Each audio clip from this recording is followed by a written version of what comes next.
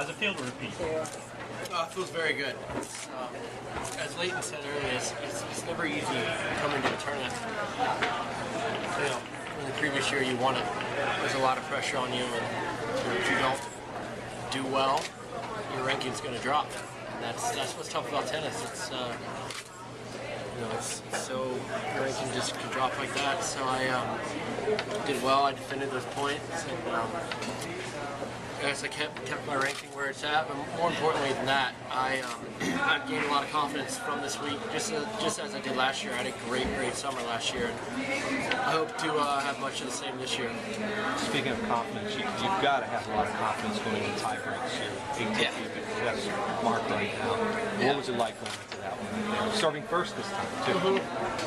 Yeah, I honestly think in every one of the tiebreakers I've played this year, I've won the first point on return, my first return point in the tiebreaker. No, it's something that, you know, with a weapon like I have in my serve and a shortened, you know, situation for the set, it, you know, it's, I'm very fortunate to have that weapon on my side, so I'm always very confident going into that, you know, going into a tiebreaker. And, you know, I kept my head this whole week very well. I mean, I honestly could have lost in the first round. I was down break points in the third set against a really big server. So that's how tennis is sometimes. And I kept my head, and I was able to persevere. Was that a wake-up call, so to speak, at the first match? Because you said you were lethargic and then you could have lost there. No, I knew that match was going to be tough. Just I was playing a qualifier. I was playing a guy who hits big. I already played three matches on the surface and won 3 matches. And although I've won my last 10 on this surface, the first one is always the toughest. And that was for me. It was huge to get that one under my belt. And I really feel like I got better each and every match the whole tournament. You're so strong on the grass. Are you ready to win Wimbledon? Well, I'm strong on this grass. I've proved that for the last 2 years. I've not been strong on the Wimbledon grass at all. There's no sugarcoating that. I've not done well at Wimbledon, period. But I think it's a surface I can do well on. It's similar to this, and you know, I just when the Olympics rolls around this time and next year's Wimbledon, I just got to go in there with just a little better mindset. Good things are going to happen for me. So that's really what I had this week.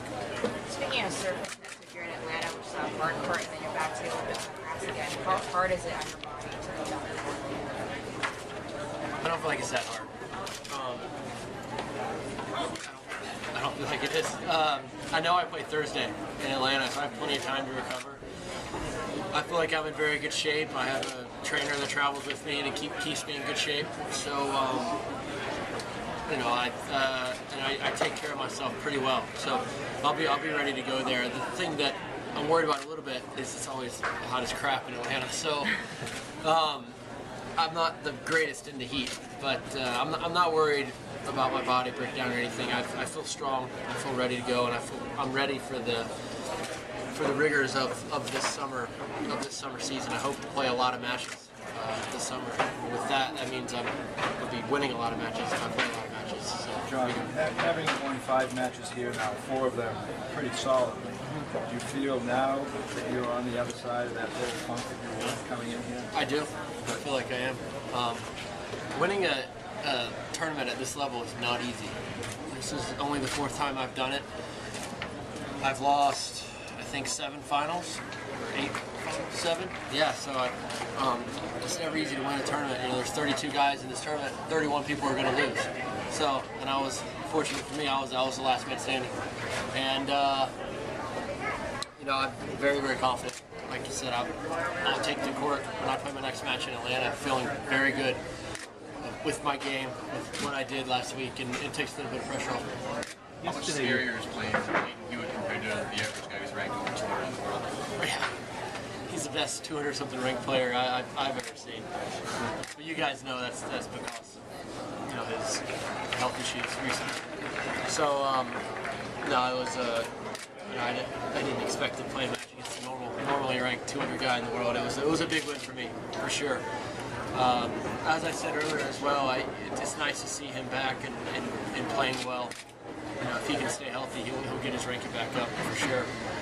And the fact that he's still doing it at an older age and what he's accomplished in his career it's a lot of credit to him. And he's one of the greatest competitors I think this game has ever seen. That's in my opinion, that's his greatest attribute. The way he competes allowed him to win 2 Grand Slams and winning a lot of other over 500 matches in his career. So that's pretty impressive. Hewitt had won 7 straight finals on grass. How confident were you that you could break that streak today? And what did you concern yourself with, especially in terms of beating him? I didn't know that. I just wanted to. I went out there. I just wanted to take care of my serve. I knew as the match wore on, he's not the biggest server, but his serve is difficult to handle on this court because it stays so low, and with me being so big, it makes it tough. And I knew as the match wore on, I was going to get more comfortable returning and in the rallies and whatnot. And, I had some chances in the first set for sure. Didn't go my way, but I played a great tiebreaker, really did. And from that point on, I felt like I had the momentum, and I was serving great. And I was going to keep on doing what I was doing on my service game and take care of that part. And more times than not, the other part, the match result will take care of itself. John, this place is full of history and you've just played a legend of the game. I was wondering, who are your greatest inspirations as a tennis player? It would be the generation the guys that dominated the 90s, Agassi, Courier, Sampras, watching those guys play, in big finals, big events growing up, for sure. Those are the guys that I always tuned into, and they played each other quite a lot. And Jim Courier this year has been a big help to me just because he's been the Davis Cup captain, and I'm always leaning on him for advice and bouncing ideas off of him because I've played some of my best tennis with him on the bench with me. So I have for sure growing up watching those guys. It's a big inspiration. Anything else for Don? Thanks. All right, thanks everyone. Thanks, John. Thanks, John.